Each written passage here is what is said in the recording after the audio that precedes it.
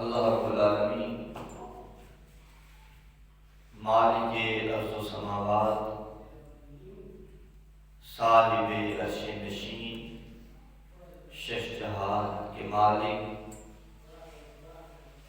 رب غم الزل، رب کائنات کی حمد و ثنا، آقا انعامدار،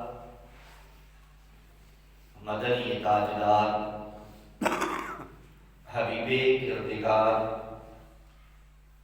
آمنہ کے لال، اللہ کے پیارے، امت کے دلارے، فخر بنی آدم، امام الانبیاء، فخر الانبیاء، جناب محمد مصطفیٰ صلی اللہ علیہ وآلہ وسلم کی بارگاہ ناز میں نذرانہ عشق و محبت پیش کرنے کے بعد معزز و محتشم عزتوں کے لائق، محبتوں کے لائق سامعین ذی وقار، آج میں اور آپ اللہ کے پاک گھر پہ بیٹھ کے رب کائنات کا ذکر خیر کر رہے ہیں۔ عزیزان گرامی قدر، یہ زندگی جس کے اوپر ہمیں بڑا مان ہے، یہ زندگی جس کے اوپر ہمیں بڑا فخر ہے، اس کے بھی کچھ تقاضے ہیں۔ اگر ان تقاضوں کے مطابق اس کو گزارا جائے گا، اگر ان رویوں اور اخلاقیات، سماجیات کے مطابق اس زندگی کو گزارا جائے گا، وہ اخلاقیات، وہ سماجیات، وہ نفسیات جو امام الانبیاء صلی اللہ علیہ وآلہ وسلم نے اس کائنات کے اندر لوگوں کو زندگی گزارنے کا طریقہ اور سلیقہ سکھایا ہے، اگر زندگی کو اس طریقے اور سلیقے کے مطابق گزارا جائے تو زندگی کا ایک ایک لمحہ خوبصورت اور حسین بن جاتا ہے۔ پھر انسان تردد کا شکار نہیں رہتا، پھر انسان ہلچل کا شکار نہیں رہتا کہ میں نے کیا کرنا ہے اور کیا نہیں کرنا، بلکہ جو اسے زندگی کے لوازمات بتائے گئے ہیں، اگر وہ انہی کے مطابق زندگی گزارتا ہے تو زندگی ایک حسین بہتر بن جاتی ہے۔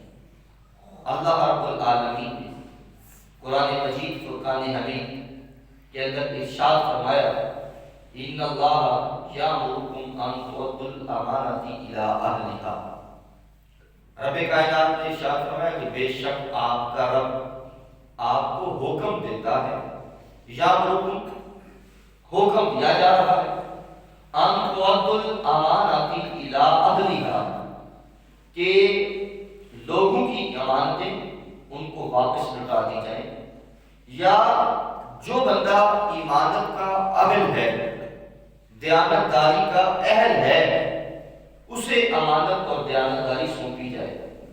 اور تیسری بات کہ جو بندہ کسی عہدے کے لیے موزوں ہے، کسی عہدے کے لیے، کسی مرتبے کے لیے، کسی مقام کے لیے موزوں ہے، اسے وہ مقام دیا جائے، تو یہ آپ امانت داری کا کام سر انجام دیں گے۔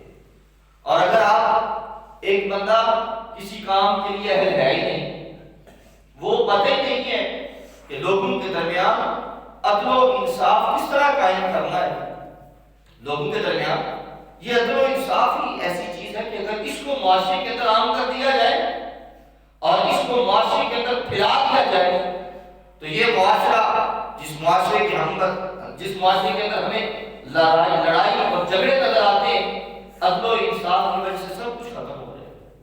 جب عدل و انصاف کا بول بالا ہوگا، نہ ظلم ہوگا، نہ ستم ہوگا، نہ اخلاقیات کا بیڑا غرق ہوگا، بلکہ ہر چیز انسان تک اعلیٰ قدروں کے ساتھ پہنچے۔ فرمایا رب کائنات نے ارشاد فرمایا کہ تم لوگوں کے درمیان عدل و انصاف کو قائم کرو، عدل و انصاف کو عام کرو، اور جو بندہ جس چیز کا اہل ہے اسے اس کی امانت لوٹا دیں۔ حالی وقار نبی کریم صلی اللہ علیہ وآلہ وسلم آپ نے کئی غزوات کے اندر بنو سے نفیس شریک ہوئے، غزوہ بدر سے لے کے فتح مکہ تک جتنے بھی غزوات تھے، غزوہ احد تھا، غزوہ تبوک تھا، موتا تھا، احزاب تھا، جتنے بھی آپ دیکھ لیں کہ نبی کریم صلی اللہ علیہ وسلم ہر غزوے کے اندر برف سے نفیس شامل ہوتے رہے اور صحابہ کرام کو بتاتے رہے کہ اگر تم جہاد کر رہے ہو، یہ اپنی ذات کے لیے نہیں کر رہے، جہاد کفار کے ساتھ جو جہاد ہو رہا ہے یہ اپنی ذات کے لیے نہیں ہو رہا کہ میری ذات کو پروٹوکول میں دے، کہ میری ذات وہ نمایاں ہوئے، یہ بات عام نہیں ہو رہی تھی، بلکہ کس چیز کو عام کیا جا رہا تھا؟ اللہ کے دین کی سربلندی کی خاطر اپنی جانوں کو نذرانے پیش کیے جا رہے ہیں۔ اور جہاں پہ اپنی ذات کا مفاد آ جاتا ہے، جب اپنی ذات کو آگے رکھا جاتا ہے تو اس معاشرے کے اندر بے شمار ایسی برائیاں جنم لے لیتی ہیں جن کی وجہ سے معاشرہ جو ہے وہ تباہی کا شکار ہو جاتا ہے۔ اگر ہم اپنی ذات کو بسے پشت ڈال دیں کہ ہماری کوئی حیثیت نہیں ہے کہ ہم نے اپنی ذات کو آگے نہیں رکھنا، بلکہ ہم نے اللہ اور مصطفیٰ کریم صلی اللہ علیہ وسلم کے لائے دین کو آگے رکھنا ہے، تو آپ یقین جانیے یہ معاشرہ جس معاشرے کے اندر لڑائی اور جھگڑا عام ہو رہا ہے، اس معاشرے کے اندر لڑائی اور جھگڑا عام نہیں ہوگا، بلکہ محبت اور امن کا یہ گہوارہ آ جائے گا۔ آج بکار نبی کریم صلی اللہ علیہ وسلم آپ نے عدل و انصاف کا بول بالا کیا۔ آپ کی بارگاہ کے اندر ایک فاطمہ نامی عورت کا مقدمہ لایا گیا اور صحابہ کرام آپ کے بغیر میں تشریف فرما تھے، تو حکم تھا کہ اس نے چوری کی ہے تو نبی کریم صلی اللہ علیہ وسلم فرمایا جو شریعت کا حکم ہے اس کے اوپر لاگو کیا جائے، اس کے ہاتھ کاٹ دیے جائیں۔ اب شریعت کا حکم یہی تھا کہ اس کے ہاتھ کو کیا کیا جائے، کاٹ دیا جائے۔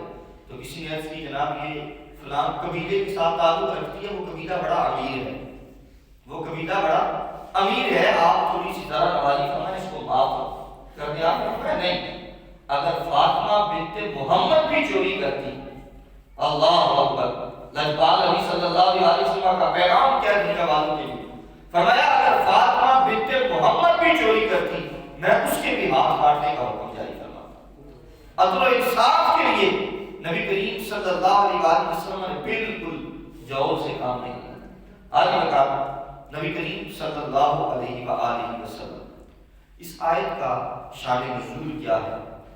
سورہ نساء کی آیت ہے، 5واں پارہ ہے اور آیت کا نمبر ہے 58۔ آج کا اللہ رب العالمین نے ارشاد فرمایا کہ لوگوں کی امانتیں ان کے حوالے کرنا۔ نبی کریم صلی اللہ علیہ وسلم جب فتح مکہ ہوا، فتح مکہ، تو اس وقت ظاہر ہے جو کفار تھے وہ تو ناکام ہو گئے، وہ سارے بیٹھ گئے۔ اب لجپال نبی صلی اللہ علیہ وسلم نے کیا حکم جاری فرمایا؟ آپ نے فرمایا سب کو اکٹھا کیا جائے، تو آپ تو وہاں پہ صحابہ کرام آئے، آپ نے فرمایا یا رسول اللہ فدا کا امیر کا وابی کا، یا رسول اللہ ہمارے ماں باپ آپ کی قدموں پہ قربان جائے۔ ابو سفیان بڑا امیر کبیر شخص ہے، ابو سفیان بڑا امیر شخص ہے، اگر آپ اس کو معاف فرما دیں تو بے شمار لوگ ہیں وہ اسلام کی طرف آ جائیں گے۔ نبی کریم صلی اللہ علیہ وسلم نے آپ اعلان کر دیا کہ اگر آج کے دن کوئی شخص ابو سفیان کے گھر میں آ کے پناہ لے لیتا ہے اس کو بھی معاف فرما دیا جائے۔ آج بتا اسی زمانے کے اندر نبی کریم صلی اللہ علیہ وسلم نے حضرت علی المرتضیٰ، حضرت طلحہ، دیگر صحابہ کرام کو حکم دیا کہ فرمایا کہ اب جو مکہ ہے، جو خانہ کعبہ ہے، اس کو بتوں سے پاک صاف کیا جائے۔ 360 بت تھے وہاں پہ، بت تھے، لات و منات بت تھے، اور اس بتوں کے ساتھ خانہ کعبہ کے گرد اکاس کا میلہ لگتا تھا، اکاس کا میلہ لگتا تھا۔ اس میلے کے اندر لوگ کیا کام کرتے تھے؟ لوگ تالیاں بھی بجاتے تھے، اور اس میلے کے گرد، اس میلے کے اندر لوگ ننگے ہو کے کعبے کا طواف بھی کرتے تھے، اور اتنا ظلم و ستم ہو رہا تھا۔ آج کا نبی کریم صلی اللہ علیہ وسلم جب خانہ کعبہ کو صاف فرمایا، خانہ کعبہ کو صاف کر دیا، تو آپ نے فرمایا کہ خانہ کعبہ کو بتوں سے پاک اور صاف کر دیا۔ آپ نے فرمایا کہ عثمان بن طلحہ کو بلایا جائے، عثمان بن طلحہ کو بلایا جائے۔ اب عثمان بن طلحہ کون تھا؟ عثمان بن طلحہ وہ تھا جس کے پاس خانہ کعبہ کی چابی تھی، جس کے پاس خانہ کعبہ کی چابی تھی، وہ عثمان بن طلحہ تھا۔ اور نبی کریم صلی اللہ علیہ وسلم نے جب عثمان بن ابی طلحہ کو بلایا تو صحابہ کرام دوڑتے گئے، کہا کہ آپ کو حضرت نبی صلی اللہ علیہ وسلم بلا رہے ہیں۔ اب عثمان بن ابی طلحہ ڈر رہے ہیں کہ آج تو ظاہر ہے مسلمانوں کی حکومت ہے، آج اسلام کا بول بالا ہو رہا ہے، آج تو میری گردن کو اتار دیا جائے گا، کیونکہ میں نے بڑے ظلم کیے ہیں، میں نے بڑے ستم کیے ہیں۔ اپنی سوچ کے اندر، اپنی فکر کے اندر وہ سوچ رہے ہیں۔ عثمان بن طلحہ فرماتے ہیں کہ حضرت نبی صلی اللہ علیہ وسلم کی بارگاہ کے اندر جب لایا گیا تو نبی کریم صلی اللہ علیہ وسلم نے ارشاد فرمایا، صحابہ کرام فرماتے ہیں کہ نبی کریم صلی اللہ علیہ وسلم نے جب عثمان بن طلحہ کو بلایا تو ہمیں یقین ہوا کہ نبی کریم صلی اللہ علیہ وسلم خانہ کعبہ کی جو چابی ہے وہ عثمان بن طلحہ کو عطا فرما رہے ہیں۔ تو صحابہ کرام فرماتے ہیں کہ ہمارے دلوں میں خواہش پیدا ہوئی کہ کاش یہ چابی ہمیں مل جائے۔ ابو بکر کہتے ہیں کہ میرے دل میں بھی یہ خواہش پیدا ہوئی کہ کعبہ کی چابی مجھے مل جائے، میں خدمت کروں۔ عمر کہتے ہیں میرے دل میں خواہش پیدا ہوئی کہ یہ چابی مجھے مل جائے، میں خانہ کعبہ کی صفائی کروں۔ ہر ایک کی خواہش دل میں پیدا ہوئی، ہر ایک کے دل میں یہ خواہش نے جنم لے لیا کہ کعبہ کی صفائی کا مقام مجھے ملے، یہ مرتبہ مجھے ملے۔ آپ فرماتے ہیں ہر ایک کے دل میں اسی خواہش نے جنم لیا۔ جب عثمان بن طلحہ کو بلایا تو نبی کریم صلی اللہ علیہ وسلم کی بارگاہ کے اندر کانپتے ہوئے آئے، تو کانپتے ہوئے آئے تو نبی کریم صلی اللہ علیہ وسلم نے ارشاد فرمایا، اے عثمان بن طلحہ تمہیں وہ وقت یاد ہے کہ جب میں ایک دفعہ تیرے پاس آیا تھا اور میں نے تجھے یہ کہا تھا عثمان بن طلحہ مجھے چابی دو، میں خانہ کعبہ کو کھول کے اس کے اندر عبادت کرنا چاہتا ہوں، اور تو نے کہا تھا اے محمد مکے کے ہر شخص کو چابی دی جا سکتی ہے، مکے کے ہر انسان کو چابی مل سکتی ہے، لیکن اے محمد خانہ کعبہ کی چابی تمہیں نہیں دی جا سکتی۔ نبی کریم صلی اللہ علیہ وسلم نے جب عثمان بن طلحہ کو یہ لفظ کہے نا، عثمان بن طلحہ سامنے کھڑے تھے اور اپنے سر کو جھکا کے کھڑے تھے، تو لجپال نبی صلی اللہ علیہ وسلم نے ارشاد فرمایا، اے عثمان یاد رکھ اس وقت وہ تیرا عمل تھا جب محمد نے تجھ سے چابی مانگی تھی اور انہیں چابی دی نہیں تھی۔ آج جب مسلمانوں کو غلبہ نصیب ہوا ہے،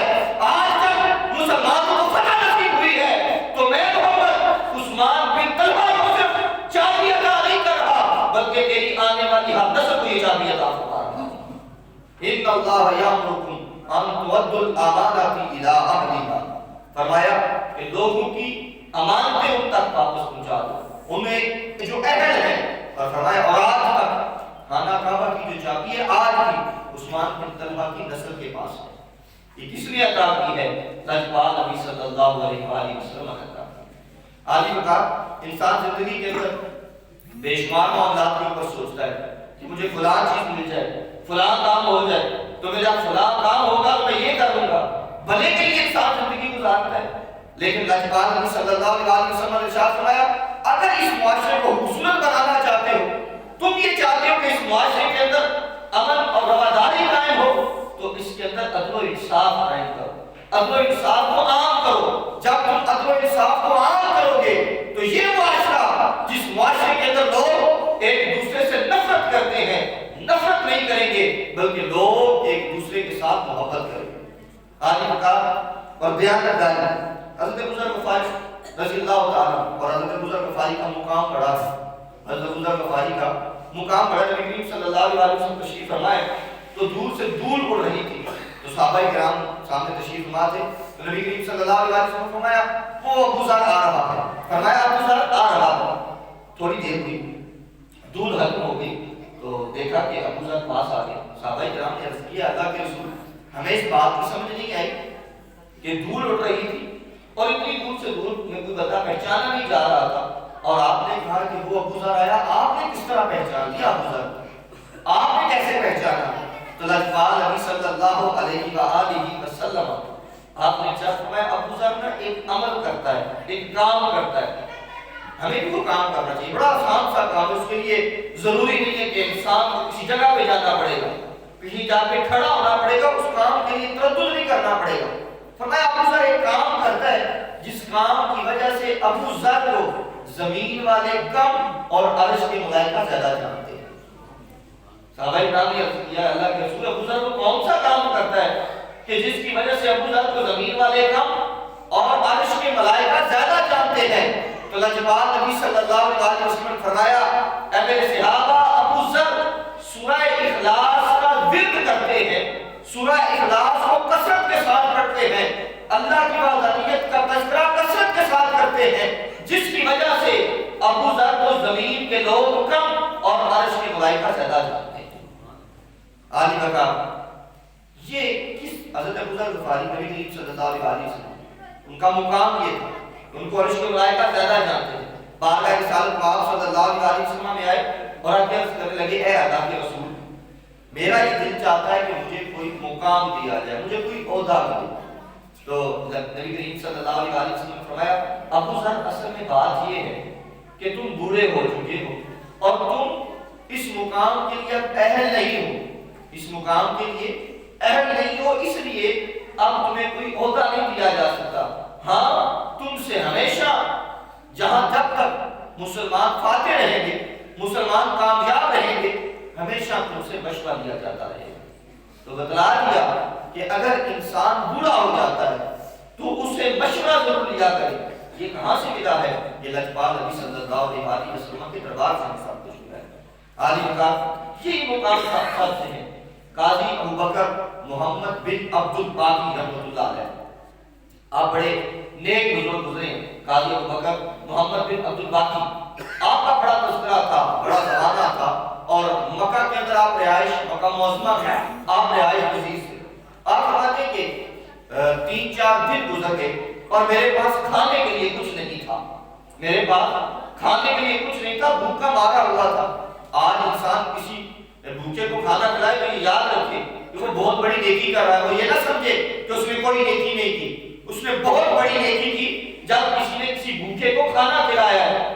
جب انسان بھوکی کو کھانا کھلاتا ہے تو اللہ رب العالمین ملائکہ کو مخاطب ہو کے کہتا ہے اے ملائکہ تم یہ کہتے تھے کہ زمین کے اندر یہ فساد پیدا کرے گا، زمین کے اندر یہ لڑائیاں کرے گا، زمین کے اندر یہ جھگڑے پیدا کرے گا۔ آؤ دیکھو میرے لوگ غریب تھے، مخلوق الحال تھے، ان کے پاس پہننے کے لیے کچھ نہیں تھا، ان کے پاس کھانے کے لیے کچھ نہیں تھا، ان لوگوں کو مال میں نے عطا کیا ہے، یہ میرے نام پہ لوگوں کو عطا کر رہے ہیں۔ یہ کہاں سے ملتا ہے؟ قاضی بکر سب کچھ اللہ رب العالمین کے خزانے سے ملتا ہے۔ قاضی ابوبکر فرماتے ہیں کہ میرے پاس کچھ نہیں تھا، اب دل میں خیال تھا کہ بھوکا ہوں، پیاسا ہوں، کچھ بھی نہیں۔ فرماتے ہیں کہ میں اپنے گھر سے باہر نکلا، بازار کے اندر جا رہا تھا تو راستے میں مجھے ایک گٹھلی ملی، ایک تھیلی ملی، اور اس تھیلی کے اندر جب میں نے اسے اٹھایا اس کے اندر 500 اشرفیاں اور ہیرے اور ہار جواہرات تھے۔ کہتے ہیں کہ میرے دل میں خیال آیا کہ ہار مل گیا مجھے، آج انسان کو کوئی چیز مل جائے اخلاقی طور پہ حکم یہ شریعت کا کہ اگر چوری کوئی چیز مل جاتی ہے گم شدہ تو 1 سال تک اس کا اعلان کرتے رہے کہ ہمیں فلان چیز ملی ہے، اس کی یہ نشاندہی ہے، یہ چیز ہے۔ آخر یہ تن، یہ جسم، یہ جان، یہ سب کچھ ختم ہو جائے گا۔ انسان کی ہنسلی سے جب جان کو نکال لیا جائے گا اس کے پاس کچھ نہیں رہے گا۔ پھر جب اسے قبر میں اتارا جائے گا اب اس سے پوچھا جائے گا اب بول کہ دنیا کے اندر مجھے سب کچھ ملا تھا، اب جب تیرے پاس کچھ نہیں ہے اب بتانا کہ تو اللہ کے لیے کیا لے کے آیا ہے، اللہ کے لیے کیا مال لے کے آیا ہے۔ قاضی ابوبکر فرماتے ہیں کہ میں نے تھیلی کو اٹھایا اور اپنے کندھے کے اوپر لٹکایا اور چل پڑا بازار کے اندر۔ تھوڑا سا آگے گیا تو ایک بزرگ آواز لگا رہے تھے، اور بزرگ جو تھے وہ باریک تھے، سفید داڑھی تھی، اور آواز لگا رہے تھے کہ اگر کسی کو میری تھیلی ملی ہو تو اس کے اندر ہار ہے، اس کے اندر اشرفیاں ہیں، سب کچھ ہے، اگر کسی کو مل جائے تو خدا کے نام پہ وہ مجھے واپس کر دے، اس کے اندر بڑا قیمتی مال ہے۔ آپ فرماتے ہیں کہ میرے دل میں خیال آیا کہ بھوکا پیاسا ہوں، اتنے دنوں سے کھایا کچھ نہیں اور یہ تھیلی ملی ہے، اور بزرگ صدا بلند کر رہے ہیں کہ جو کچھ اگر کسی کو ملے تو وہ مجھے دے دے۔ فرماتے ہیں پھر میں نے بابا جی کو دیکھا، رحم آیا، دل کے اندر رحم آ گیا کہ کیا کر رہا ہوں میں، یہ کیا اس چیز کا مجھے کیا فائدہ ہوگا۔ یہ محمد یوسف اصلاحی اپنی کتاب روشن ستارے کے اندر اس بات کو نقل فرماتے ہیں۔ آپ فرماتے ہیں کہ وہ آغازی کو کہتے ہیں دل میں رحم آیا، میں نے کیا کیا، وہ تھیلی جو ہے نا ان بزرگوں کے حوالے کر، جب ان کے حوالے کی تو وہ بڑے خوش ہوئے، اس کو کھول کے دیکھا، اس کے اندر ہار بھی تھا، سب کچھ تھا، جو چیزیں تھی ساری چیزیں پوری تھی۔ وہ بزرگوں نے اس میں سے 500 اشرفیاں نکالی اور میرے ہاتھ میں تھما دی، 500 اشرفیاں نکالی اور میرے ہاتھ میں تھما دی۔ اب کہتے ہیں جب میں نے ہاتھ آگے بڑھایا پھر دل کے اندر خیال آیا کہ میں یہ کیا لے رہا ہوں، کس بات کا صلہ مانگ رہا ہوں، یہ کس اس بات کے بدلے میں کس کے معاوضے میں یہ نام دے رہا ہوں؟ وہ بزرگ تو کہہ رہے تھے کہ میں اللہ کے نام پہ تمہیں انعام دے رہا ہوں. اب ہم لیکن میرا دل مطمئن نہیں تھا, میں نے انکار کر دیا, دل کو مضبوط کیا اور انکار کر دیا, کہا نہیں مجھے نہیں چاہیے, مجھے یہ نہیں چاہیے. کہتے میں نے امانت داری کو پاس رکھا, زندگی کے اندر کمائی امانت داری تھی اور کوئی چیز تھی نہیں. کہا میں نے واپس, کہا میں نے کچھ نہیں دینا, میں واپس آ گیا. آپ بتاتے ہیں کچھ دنوں بعد میں اپنے گھر سے نکلا, میں کسی سفر پہ جا رہا تھا تو راستے کے اندر دریا چلتا تھا, اس کے اندر ایک کشتی تھی, اس میں سوار ہوا. تو جب کشتی آئے پانی کے وسط میں پہنچی نا تو ایک ٹھل آئی, ایک لہر آئی, جس کی وجہ سے میری کشتی ہچکولے کھانے لگی اور تھوڑی دیر بعد کشتی ٹوٹ گئی. کشتی ٹکڑوں میں تقسیم ہو گئی اور ایک پھٹا مجھے مل گیا. آپ ہمیں اسی پھٹے کے سہارے میں تیرتا ہوا کسی ایک علاقے کے اندر جا کے باہر نکلا, دریا کے کنارے نکلا تو وہاں پہ آبادی تھی, اور آبادی بڑی مختصر سی تھی. میں وہاں پہ گیا تو لوگوں نے مجھے دیکھا اور میں نے سیدھا مسجد کے اندر چلا گیا. مسجد میں گیا, وہاں پہ جا کے نماز ادا کی, لوگوں کے ساتھ کام کرا ہوا, لوگوں کے ساتھ بات چیت ہوئی. لوگوں نے پوچھا, میں نے سب کو واقعہ سنایا کہ میرے ساتھ یہ ہوا ہے کہ میں اس طرح سفر میں نکلا تھا اور کشتی ٹوٹ گئی. تو لوگ بڑے حیران ہوئے, بڑی دعائیں کی کہ تم تو بڑے نیک بندے ہو, تم صرف واحد ہو جو بچ گیا, کہ باقی کا پتہ نہیں کیا بنا ہوگا, باقی پتہ نہیں کوئی ڈوب گیا, کوئی کسی کنارے لگا یا نہیں لگا. آپ بتاتے ہیں کہ میں جب وہاں پہ تھا قیام پذیر تو میں نے ان سے کہا میں اگر یہاں پہ قیام کروں اجازت ہے؟ تو لوگوں نے کہا مسجد کے ساتھ یہ کمرہ ہے, آپ یہاں پہ قیام پذیر ہو جائیں. کہتے میں وہاں پہ قیام پذیر ہو گیا, نماز پڑھنے لگا. تو ان لوگوں نے کہا کہ ہمارے ایک بزرگ تھے, شیخ تھے, وہ فوت ہو گئے. یہ بات بڑی مزے کی, ہمارے ایک شیخ تھے, فوت ہو گئے اور ان کی ایک ہی بیٹی تھی, ان کی ایک ہی بیٹی ہے. اگر آپ مناسب سمجھے, آپ ہماری مسجد کے امام بھی ہیں, تو اگر آپ شادی کر لیں گے تو ہمارا مسئلہ جو ہے وہ حل ہو جائے. اور وہ شیخ جو تھے وہ بڑے ولی کامل تھے, مسجد کے امام تھے. آپ فرماتے میں نے ہاں کر دی, ظاہر ہے مسجد کا امام بن گیا تھا. میں نے جب ہاں کی تو میری شادی, میں اس لڑکی کے پاس گیا تو اس کے گلے کے اندر جو ہار تھا, بعد جو ہار تھا وہ وہی ہار تھا جو ہار میں نے ان بابا جی کو واپس کیا, وہی ہار تھا, وہی ہار. اور جب میں نے اس لڑکی سے پوچھا کہ تمہارے والد محترم تو تعارف ہوا, تو میں نے جب قصہ سنایا تو ساری بات وہی تھی. تو اس لڑکی نے جواب بڑا خوبصورت دیا. اس نے کہا قاضی ابوبکر صاحب, اللہ نے آپ کو یہ مقام ایسے نہیں دیا, خالق کائنات نے آپ کو یہ عزت, یہ رفعت اس وجہ سے عطا کی ہے کہ آپ نے امانت داری دکھائی تھی, اور اسی وجہ سے آج اللہ رب العالمین نے مسجد کا امام بنا دیا. ان اللہ یامرکم ان تؤدوا الامانات الی اہلھا, اللہ رب العالمین حکم عطا فرماتا ہے کہ لوگوں کی امانتیں ان تک واپس پہنچ جاؤ. جو امانت کا اہل ہے اسے امانت دی جائے, اور جو امانت کا اہل نہیں ہے اسے بے شک امانت دی بھی نہ جائے. عالی بقا, اسی زندگی کے اندر انسان سانس بھی لیتا ہے, اسی زندگی کے اندر انسان کام بھی کرتا ہے, اسی زندگی کے اندر انسان نماز بھی پڑھتا ہے, اسی زندگی کے اندر انسان روزے بھی رکھتا ہے, عبادت بھی کرتا ہے, قیام و سجود ہر چیز کرتا ہے. پھر اسی زندگی سے انسان الوداعی خیر آباد کہہ کے موت کو اپنے گلے لگا لیتا ہے. سارے کام, سارے دردے, سب کچھ انسان کا اس دنیا میں رہ جائے گا, اور اگر کوئی چیز ساتھ قبر کے اندر اس کے ساتھ جائے گی وہ اس کے نیک اعمال اس کے ساتھ جائیں گے, اور عمل جو ہے وہی اس کے لیے ایسی ہتھیار بن جائیں گے جو اللہ رب العالمین کی بارگاہ کے اندر اس کے لیے سفارش کریں گے. عالی مقام, یہ زندگی ہے, یہ زندگی میں بھی گزار رہا ہوں, آپ بھی گزار رہے ہیں. آئیں اللہ رب العالمین کی بارگاہ کے اندر یہ دعا کرتے ہیں کہ خالق کائنات ہمیں صحیح معنوں میں جو زندگی کا مقصد ہے, جس کے لیے رب کائنات ہمیں پیدا کیا ہے, اس کے مطابق زندگی گزارنے کی توفیق عطا فرمائے. وآخر دعوانا الحمدللہ رب العالمین. جن احباب نے